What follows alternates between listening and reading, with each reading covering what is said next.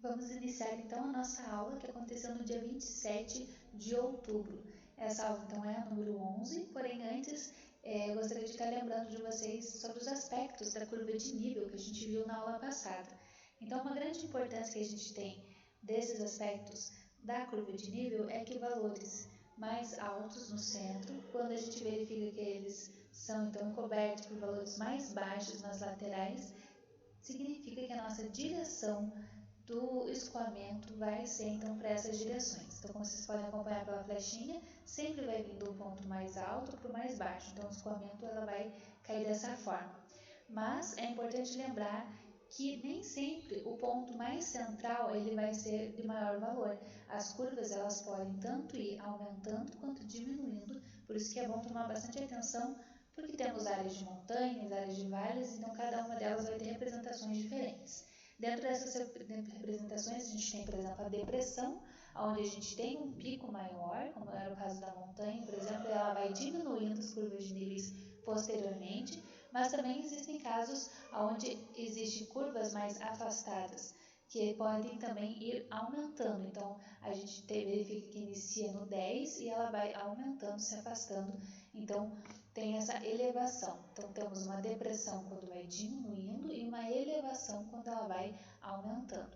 Outro ponto importante que também pode ser denominado é o espigão, que é a superfície da altitude mais alta da linha, ela combina com a linha divisória da água, então é onde eu vou indicar que a água vai escoar para esses outros dois pontos. Ela sempre vem de uma curva menor que vai estar envolvendo uma curva maior. Como vocês podem ver, a menor, que é 25, é ela que está envolvendo a maior, número 30. Agora, quando a gente tem uma maior, uma 40, ela que está envolvendo a curva número 35, nesse caso é um vale ou talveg. Então, essa representação é a diferenciação entre elas. Se a curva menor envolve a maior, divisor de águas ou espigão. Se a curva maior envolve o menor, dali então é um vale, ela está diminuindo ao longo do seu trajeto. Vemos também uma lembrança do que a gente havia comentado sobre a volumetria da terraplenagem.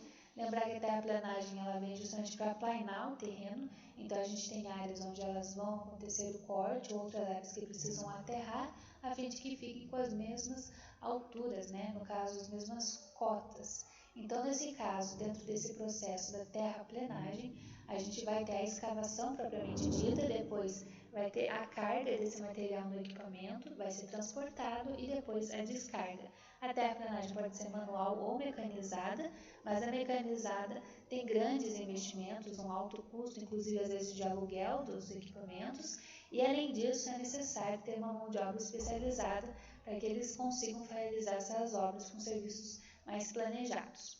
Também temos um ciclo de terraplenagem que é fazer a escavação, carregar o material, o transporte e a descarga, mas de qualquer maneira vai depender das características do solo que eu tenho.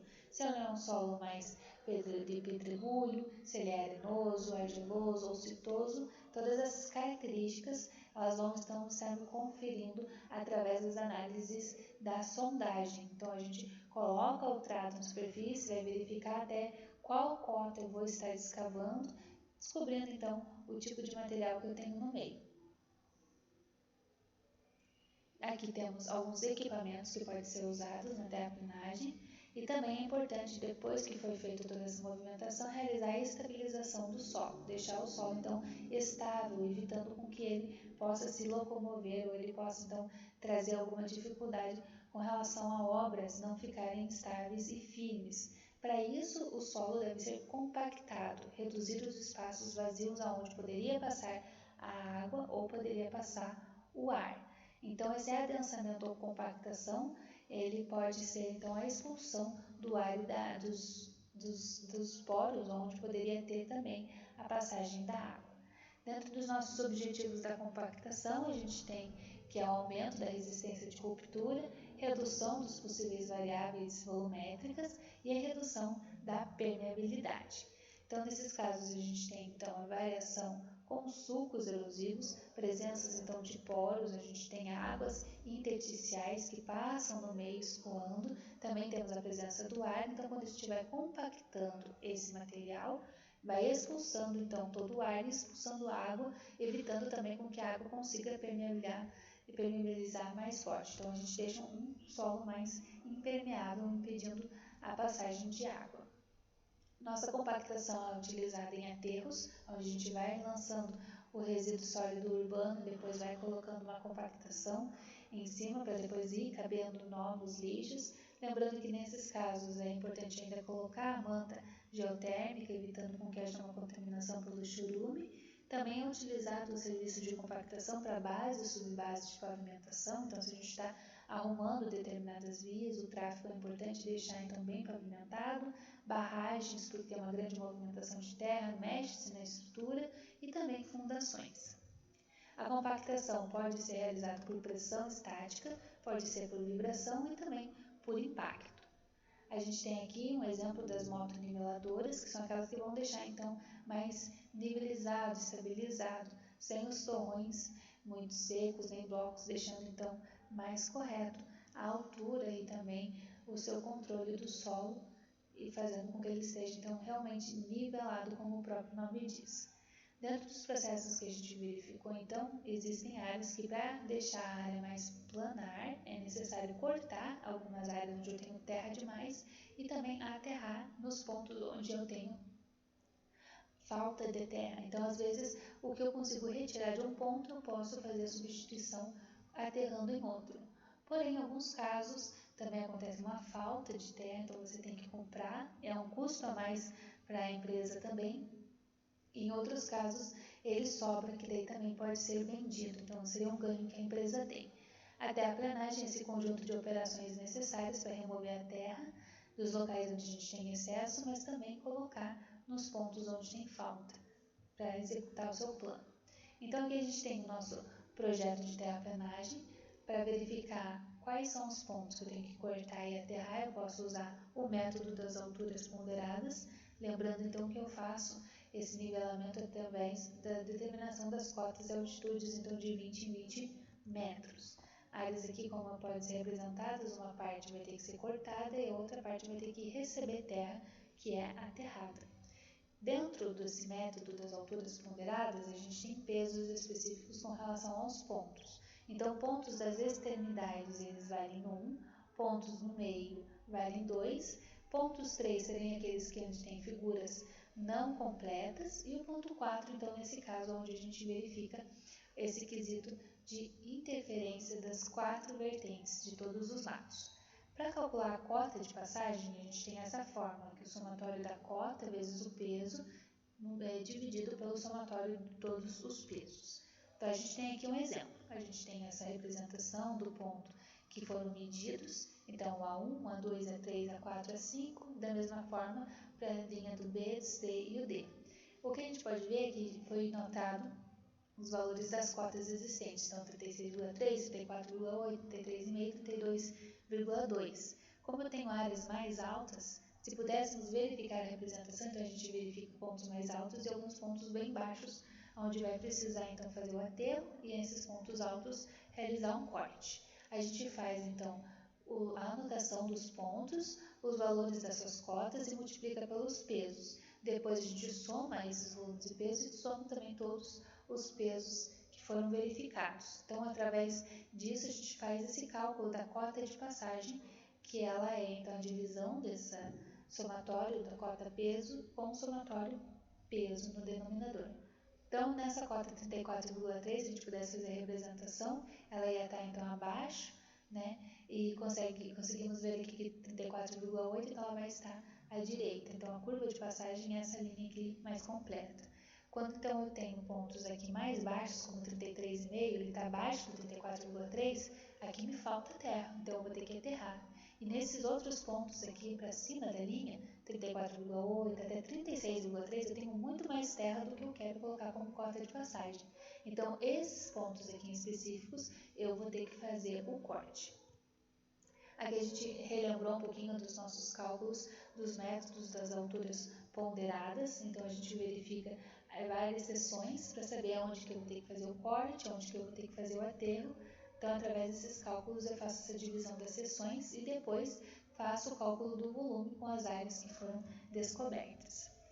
Aqui a gente tem mais um exercício para que seja realizado essas cotas de passagem, verificando então que eu tenho pontos da extremidade que vale peso 1 e esse caso, como tem uma figura incompleta, esse ponto bem central ele tem peso número 3. Outras formas de calcular a terraplanagem através do método das seções transversais, onde pode se calcular pelo volume. Temos também a possibilidade dos métodos das superfícies equidistantes, onde a gente também consegue verificar quais são os pontos onde a gente necessita cortar e fazer o aterro. Aqui temos mais um exercício de corte e aterro, também é necessário primeiro fazer a cota de passagem, então nesse caso específico ele deu 4,5, então ele estaria nesse caminho, a gente faz essa curva de 4,5, sabendo que essas áreas onde eu tenho menos eu tenho que fazer aterro e nessas áreas onde eu tenho mais fazer o corte. Não necessariamente da direita sempre vai ser de aterro, da esquerda corte, depende da estrutura. Se esse ponto aqui for mais elevado, então a gente consegue ver que nesse outro ponto vai ter essa substituição. Então não leve em consideração que sempre a direita é aterro, na esquerda é corte, não. Tome cuidado verificando os valores mesmo. Então compara com a cota de passagem, nesse caso aqui então esses valores são maiores que ela. Então, sim, aqui sim eu vou ter que fazer um corte nessas áreas que são menores, eu vou fazer, então, a necessidade de estar aterrando. Aqui tem mais um pouquinho dos exercícios da possibilidade de fazer corte e aterro. E depois a gente aprendeu um pouco sobre o levantamento topográfico dentro dessa visão do desenho topográfico. Então, a gente já vem estudando esse desenho ao longo desses cuidados que a gente tem tido como um exemplo de saber a diferenciação entre pontos, entre seções transversais e também entre curvas de nível.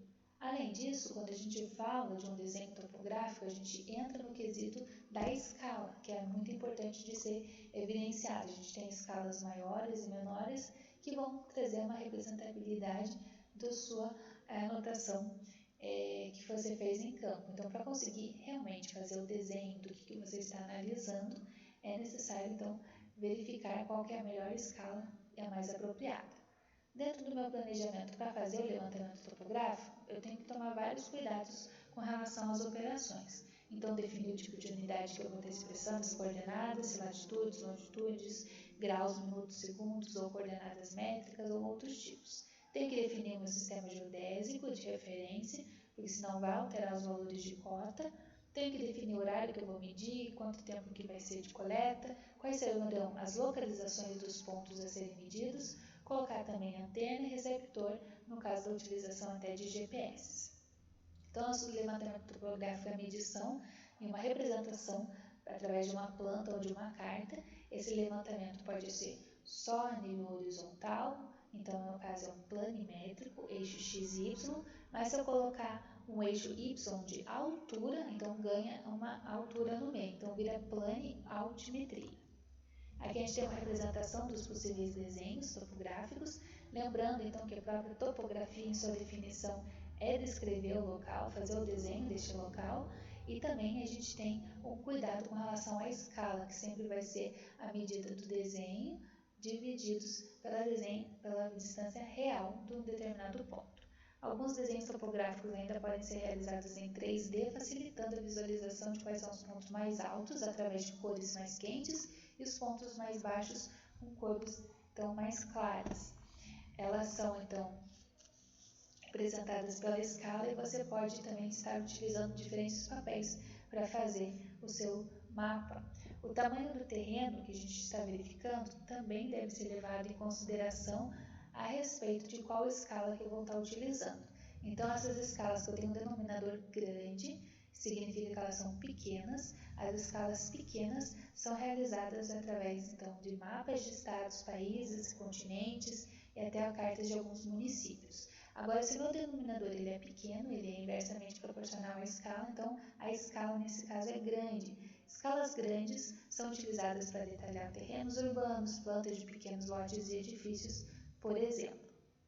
Então, dentro do meu desenho, eu ainda posso estar inserindo algumas simbologias, como luminárias, telefones públicos e árvores, principalmente nos casos onde não houve uma autorização para fazer um corte, como é o exemplo de algumas araucárias, você não vai poder realizar o corte delas, então isso faz com que a gente tenha uma representação, inclusive, topográfica do desenho, como vocês podem ver aqui, essas arvorezinhas sendo representadas nesses pontos.